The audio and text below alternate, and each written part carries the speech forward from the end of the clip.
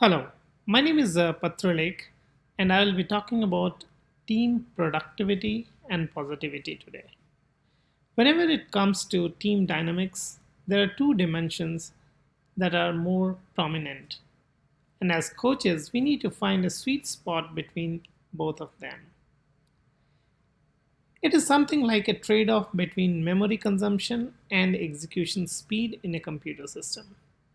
If the system is low on memory, even the best and highly optimized softwares won't perform. And at the same time, if you increase the memory to abundance, your system might become too costly to afford and might not make business sense.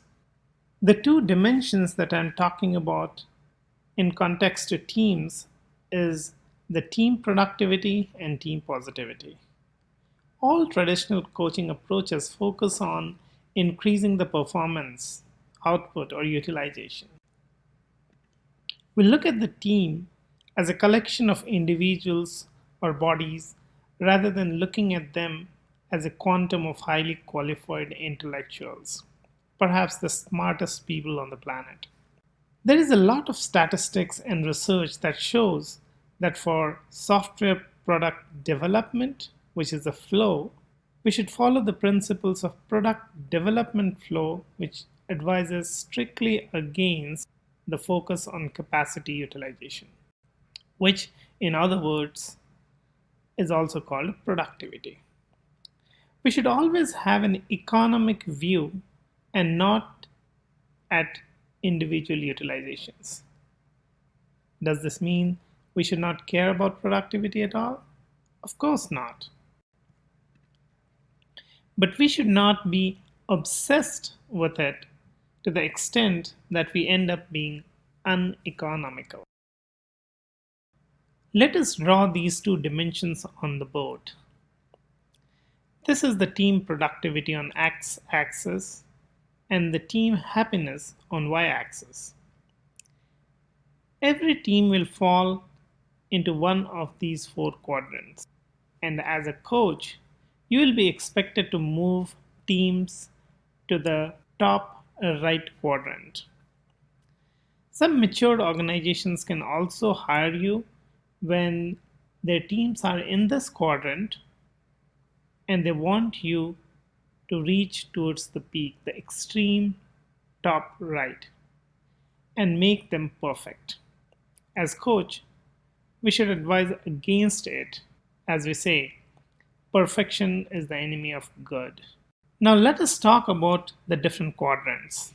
The first one, low productivity and low positivity.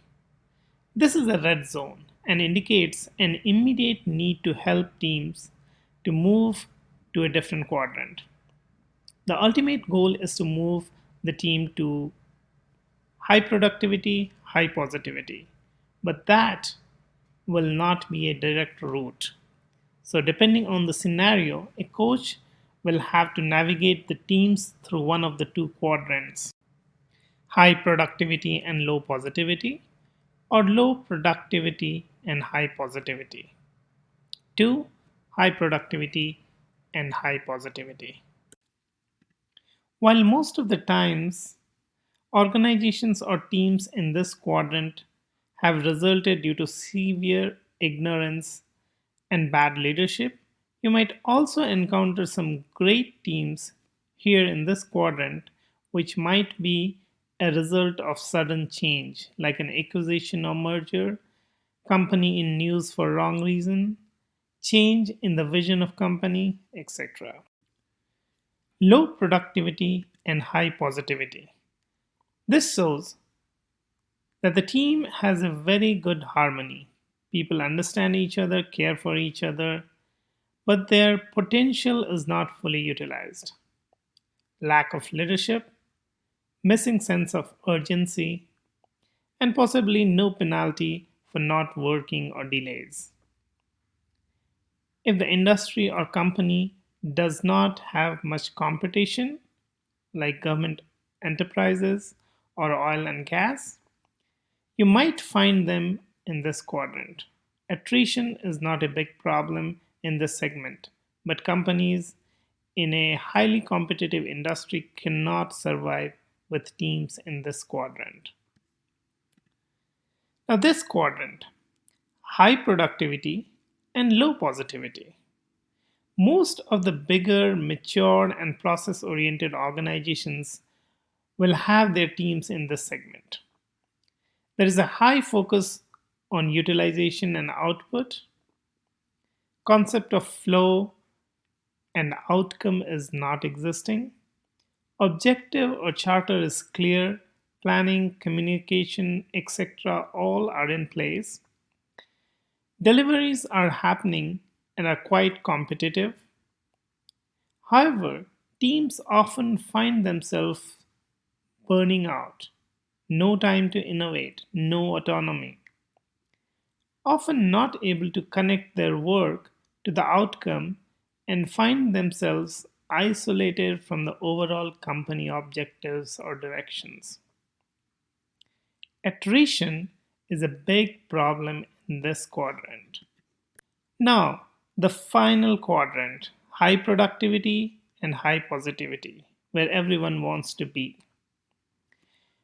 This is an ideal quadrant, difficult to maintain, and if you are already in this quadrant and already somewhere in the middle of it, optimizing any further is again like striving for perfection and will be too costly.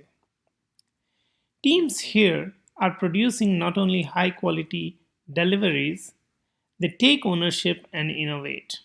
They are self organized and always looking and participating in making things better.